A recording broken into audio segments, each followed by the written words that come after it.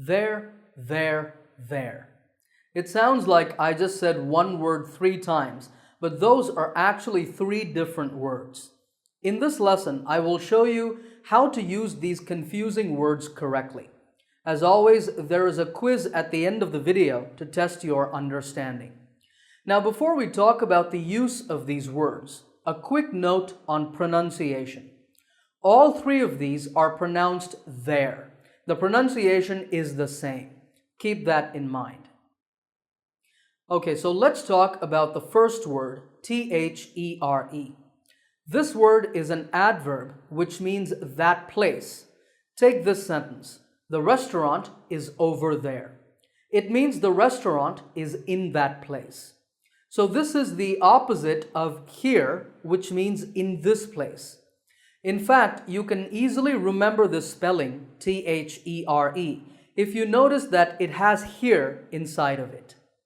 Now the word there has another common use. This is to introduce the subject of a sentence. For example, there are 4 apples in the bag. You see that the subject of the sentence is really apples, and there is just used as a dummy subject to introduce apples. These are the 2 uses of there with T-H-E-R-E. Let's move on to the second word, there, spelled T-H-E-I-R. This word is the possessive form of they. What does possessive mean? Well, it means that the word shows ownership or relationship. Here's a chart showing these forms. The possessive form of I is my. For you, it's your. We, our. He, his, she, her, it, its. And for they, it's their. Here's an example. The children took their toys outside to play. In this sentence, there shows ownership. The toys belong to the children.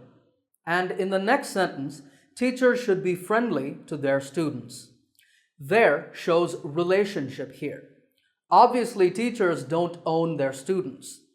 This spelling can be easily remembered if you see that the possessive forms your, our, her, and their all have an R, and the R is the last letter in these words. Okay, let's now move on to the last word, there, spelled T-H-E-Y''R-E. The apostrophe should tell you immediately that this is a contraction. That is, we have shortened and combined 2 words, which are they and are. This form is used in 2 ways. The first is when are is used as a linking verb with a noun or adjective. For example, they're dancers. They're tired.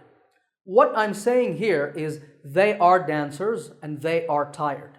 But again, when we speak naturally, we just say there. The second use is with a verb in its ing form.